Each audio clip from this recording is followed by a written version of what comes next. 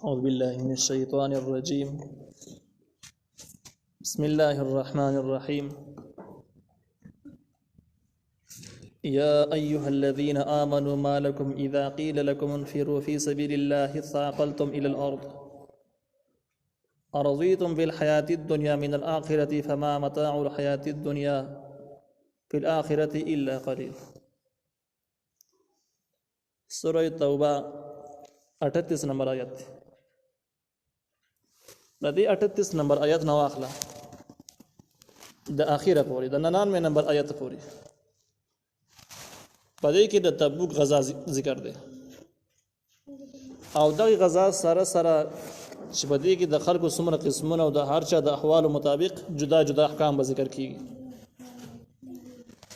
یعنی هر طبقه جدا جدا چا د پاره بشارتونه، چا د پاره زواجر او دغه شان د چا د پاره تخفیفات دا ذکر کیږي. د تبوک جنگ چې کوم دی چونکه دغه احوال تبوک د جنگ دی نو تبوک جنگ د هغه خلکو قسمونه پیژندل دا ضروری خبره ده. دغه نه بعد سره په سبق باندې په اسانه باندې پويږي. تبوک جنگ چې کوم دی تقریبا د 9 هجری کې شوی دی. 8 هجری کې چې کله د شوال په میاشت کې د هونین غزا ختم شو. دې نه مخکې مکه فتح شوله په رمضان کې. د شوال په میاشت کې د هونین جنگ وشو. د هونین د جنگ نه چې کله صحابه کرام فارغ شو نو عمرې نیت وکړو او دا غي نه بعد مدینه منورې ته لاړل. چې مدینه ته ورسېدل څو ورځې بعد د مدینه هغه قافلې چې کوم شام ته تجارت لپاره تللی وي او د هغه ځګین نه د خونانو تیل اخیستل او مدینه منوره کې به خرڅول دي تجارت پې کاوه. هغه تاجرانو خبر راوړ چې د روم بادشاه هرقل ډیر زیات فوجونه راجمع کړي دي د شام په سرحد باندې تبوک سره نږدې اته کې دوی جمع شوي دي او دا خلک واړ چې د مدینه منورې باندې په یو ځل باندې حمله وکړي د اسلام خاتمه وشي. د دې سره دا معلومات پکې هم وجود عربو ځینې قبیلې د هرقل د بادشاه سره برابر کړي پټه رابطې د هغوی سره نیولې دي. هرقل بادشاه د عیسایو او شام په هغه وخت کې د هرقل یعنی د عیسایانو یو صوبه وه. دا خلک چې کوم دي دا په جنګي وسایلو کې ډیر زیات مهارت او تجربې لرلې. د وخت یو ترقی یافته خلکو دوی په غټه پیمانه باندې چې کله تبوک میدان ته حاضر شو جمع شو نو صحابه کرامو سره مسلمانانو سره کافي تشویش پیدا شو. ذکر دین وړاندې چې کوم جنگونه دوی کړیو هغه د خلکو سره کړیو چې دوی په شان دي خلکو یا دوی د کلی خلک د علاقې خلکو څومره هنر چې دا یو دومره هنر د دوی مو. لیکن د هرقل د بادشاهانو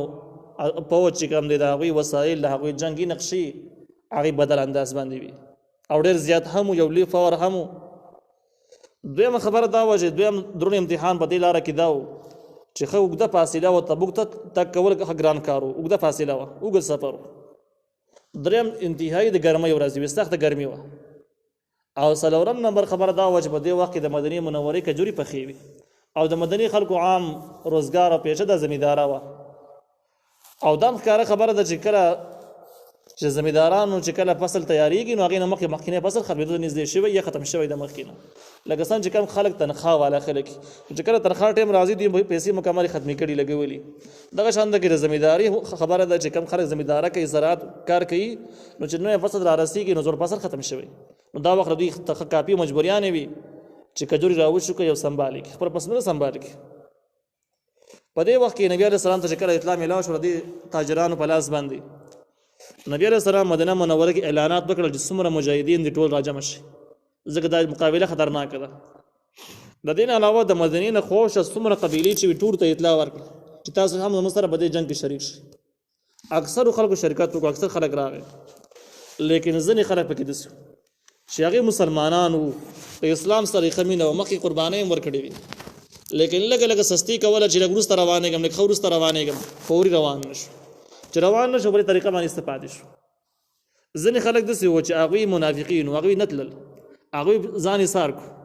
ځینې خلک دسي و چې هغه وزرونه لرل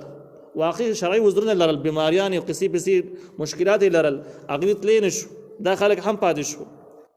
او ځنې خصوصا منافقین د جنگ کې لاړو هلته کې جنگ کې حاضر هم شو دې دپاره چې د مسلمانانو تمام احوال معلوم کی او د هرقل بادشاه ته صحیح معلومات ورکړي جاسوسۍ دپاره لاړه نو تقریبا په دې طریقه باندې په دې جنگ کې شپږ قسمه خلک برابر شو یو سوچه مجاهدین چې د وینا سره سم راووتل او دا ډېر زیات تقریبا د دې مقدار د 10,000 پورې و دا اولنی جنگ د دومره زیات مقدار مجاهدین راجمع شو دویم قسم خلک چې کوم دی هغه و چې مسلمانانو کمزوري وکړله د هغې باس وروسته را روان دی او سستي وکړله چې اوس روانېږم لږ وروسته روانېږم دوی به روان زه به وروسته په لاره باندې ورسوم د چرګیسته پاتې شو او ځینې سوچه منافقین هغوی د جنگ شوقیان نو هغوی خیال دا و چې بس دا ګران جنگ دی په دې کې ګرمي ده اوږد سفر دی د کجورو شکول پکې پاتې کېږي دې جنگ نه قلارېده په کار دی چې اډوله ونه شي دغه شان ځینې پکې جاسوسۍ دپاره لاړل نو د هرې طبقې جدا جدا احوال به دې کې ذکر کېږي او د هغې سره چې کوم د شریعت کوم احکام متعلق دي او دغه قبیلې دغه طبقې چې کوم د کومو وعیداتو مستحق دي د هغې ذکر به ځای باندې به راځي الله تعالی وایي یا ایها الذین آمنو ای هغه کسانو تاسو ایمان راوړی دی ما لکم څه وجه ستاسو دپاره اذا قیل لکم کله چې وویل شي تاسو ته منفرو چې وځئ فی سبیل الله د الله تعالی په لاره کې اذ ثاقلتم الى الارض تاسو درنېږئ ځمکې طرف ته یعنی نه پاسېږئ پورې نه روانېږئ چل ورکوئ او رضیتم بالحیات الدنیا ای تاسو خوشحاله په ژوند د دنیا باندې من الاخرت په مقابله د آخرت کې یعنی د دنیا ژوند تاسو د آخرت د ژوند نه ګڼئ اوچت ښکارېږي بهترین معلومیږي نو الله تعالی وایي دې خبره کې تاسو خطا یئ فما متاع الحیات الدنیا فی الاخرة الا قلیل نو نره فایده د ژوند د دنیا په مقابله د آخرت کې مګر ډېر لګه ده د دنیا ژوند ډېر معمولی دی عریضي دی مستقل ژوندانه دی دغه شان د دنیا وسایل ډېر کمزوري دي په نسبت د جنتی اسباب باندې نو د آخرت بیلل او دنیا ته اهمیت ورکول د عقل مندۍ کار نه دی الا تنفروا که تاسو ونه وځئ يعذبكم عذابا الیما عذاب بدر کې تاسو لره الله تعالی عذاب سخت عذاب دردناک که نبی علیہ السلام د سره د وتلو نه تاسو انکار وکړو جهاد دپاره نه وتلی او نبی علیہ السلام اعلان کړی چې راوځئ عام اعلان یې کړی تاسو باندې جهاد فرض عین و بیا هم نه راوتلی الله تعالی و تاسو له دردناک عذاب درکړي ويستبدل قوما او بدل کې براولي داسې قوم لره غیرکم چې تاسو نه بغیري تاسو پر دنیا د مخ نه پناه کی او د نبی علیہ السلام ملګرتیا دپاره به نور بهادر خلک را پیدا کی ولا تضروه تاسو به ضرر نشي ورکولی دی الله ته شیئا د هېڅ شي چې تاسو کله لرې کوي تاسو به نور راولي تاسو په الله باندې هېڅ لاس هم په دې کې بیا راسي نه والله على كل شيء قدیر او الله تعالی په هر څه باندې قدرت لرونکی دی چې په هر څه باندې قدرت لري د خپل پیغمبر مرسته هم کولی شي او تاسو لرې کولی هم شي تاسو به ځای باندې نور هم راوستلی شي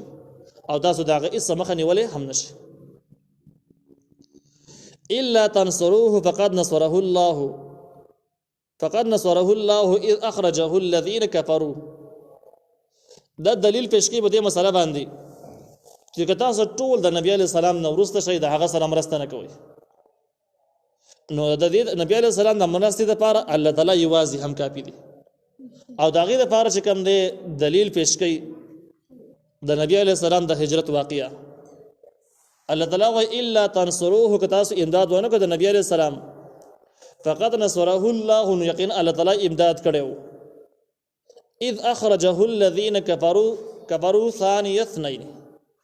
هغه وخت چې راوسته د پیغمبر علیه السلام در هغه کسانو چې کافرانو ثاني اثنين او دا دویم نه دوه کسانو نه وو یعنې د ډله دومره غټه نه وه په هغه ټیم کې صرف دوه کسانو یو ابوبکر صدیق رضی الله عنه یو نبی علیه السلام او نبی علیه السلام یې دویم کس شو اذ هما فی الغار په هغه وخت چې دا دواړه په غار کې ناست غار ثور کې پناه اخیستې وه نو دې ځای کې دا خبرې شوې چې الله تعالی امداد چې کله د چا سره وي دی به خامخا غالب کېږي خپل مقصد ته به رسېږي نبي علیه السلام سره د الله تعالی امداد و په انسانانو کې اوس یو کس ملګری دی نور څوک اوس ملګري شته نه او کوم ځای کې چې پناه اخیستل دغه پناه ځای نه قلا نه ده بلکې یو عام غار دی دغه شان د کم کسان چې په دې پسې لګېدلي دي هغه خلک چې کوم دي پیاده او په سورلو باندې مستقل انداز باندې په غټ پیمانه کې راغوتلي دي بس اذ یقول لصاحبه باغه وخت چې دو خپل ملګری ته نبی علیہ السلام ته صحابي نبی هغه وخت چې دوه ویل دی دویم کس ویل لصاحب خپل ملګری ته لا تحزن تمخبکیگا ان الله معنا یقین الله تعالی زموږ سره دی. دا وینا هغه وخت کې نبی علیہ السلام وکړه ابوبکر صدیق رضی الله عنه ته چې کړه دا کسان نږدې را ورسېدو پاسونه باندې سوارو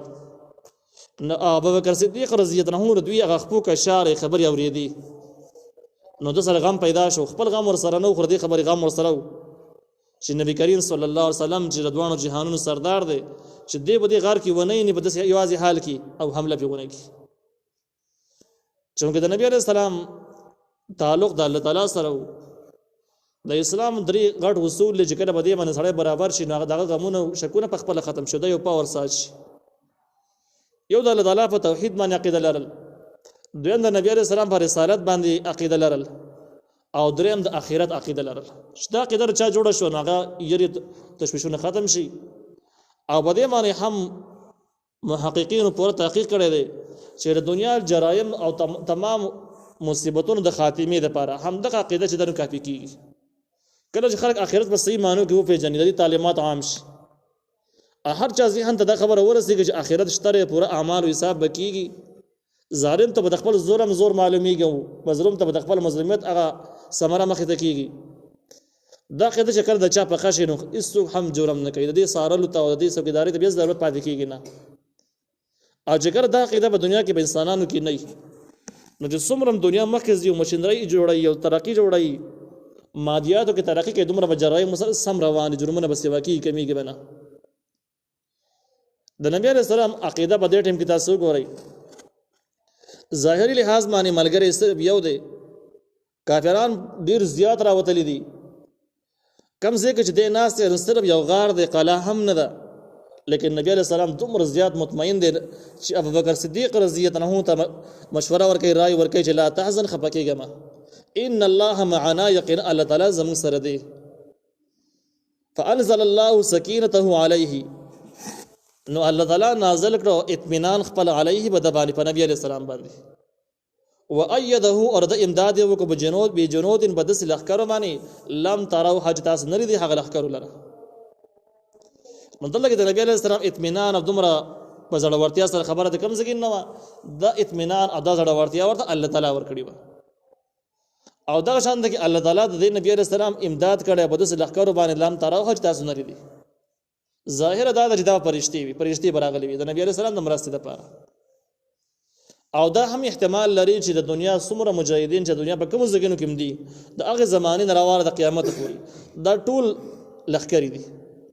او دغه لخرې چې کوم د اسلام د خدمت لپاره لګیا دي لم تروا حتى سریدلی نه دي ټولي وجعل او وګرځول کلمه الذين كفروا السفلى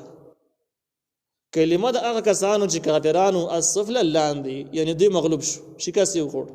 په ټوله دنیا کې دغه یو کس د لاسنه چې دومره به سر او سامانه کې د کور وتره د هجرت کړه دي دومره لوی کافران بس لګیدل دي نه د پټېدو صحیح ځګې نشته نو سره وسایل شته مادیاتو کې دومره ترقی شته دي لیکن دغه کس په ټول دنیا په کفر باندې غالب شو کفر اعلان دي وکلمت الله هي العليا او کلمه الله تعالی هم دغه غالب شو اسلام په ټول دنیا کې وزري دو والله عزيز حکیم الله غالب او حکمت والا دی غالب دی چې چا مرسته کوي نو هغه خامخا ترقی کوي او حکیم او حکمت والا دی اس یو کار د حکمت نه خالی نه دی لہذا د ذات سره رابطه ضروری ده ان فیرو وزي خفافا کلک سامانونه در سره وثقالا او کډر سامانونه خفاف سپک ثقال درانه ډیر وسایل لري اگر چې بدی آیات کې نور هم د علما او تحقیق شته احتمالات شته ممکن ده د خفافن مراد چفمار حملی او رسقالن مراد خطی جنگونه دا هم احتمال لري چې خفافن چې کم دی نو دا هغه صورت کې د کله سړی صحت برابر ځواني ټیک ټاکی او ثقال چې کله سړی مشکلات هم لري باران نور مشکلات لري دا احتمالات پکې شته دي لیکن معرفت القرآن چې کوم معنی نقل کړل نه غدا د خفافن د لګو سامانونو سره وثقالا او د ډیرو سامانونو سره یعنی که تاسو وسایل لګ لري او ډیر لري په دوه صورت کې تاسو وځي نو دا اولنۍ مسله شو بیرته چې کوم د حنین د تبوک په اول سر کې ذکر شولا چې الله تعالی وایي چې مالکم اذا قيل لكم انفروا في سبيل الله اثاقلتم الى الارض تاسو ته ویل چې الله تعالی فلاره کې وځي تاسو زمکه ته زور کوي زمکه ته درنېږي نو دې ځکه کې هغه مساله دوباره په تاکید سره ذکر کیږي چې انفروا وځي خفاف لګ سامان سره او ثقال لګ ډېر سامانونو سره وجاهدوا جهاد وکي باموالکم بخپل مالونو سره وانفسکم بخپل نفسونو سره په سبیل الله د الله تعالی فلاره کې ذالکم دا کار خیر لکم غوړه د تاسو د پاره په دې کې تاسو فائدہ شته ان کنتم تعلمون چې تاسو پوهیږئ نو دې جنگ کې بیا نبی علیہ السلام چې کله ورسېدو او کم کسان پاتې شو د هم بیخي بشمار یو څو کسان نبی علیہ السلام تبوک مقام ته ورسېدو 10000 مجاهدین ورسره دي دغه ځکه کې کیناس انتظار وکاو چې کله فوجونه راشي د حمله لپاره دوی به جواب کوي هرقل ته چې کله پته ولګېدل چې د 10000 لخر د مسلمانانو راوتلې د مقابلې ته او د دې دومره تعداد نه چې کله خبر شو هغه دومره زیات روب راغی چې د جنگ جرأت یې بیخي ونه خپل فوج بیرته واپس کړو د جنگ بیا ونه شو بس أعوذ بالله من الشيطان الرجيم بسم الله الرحمن الرحيم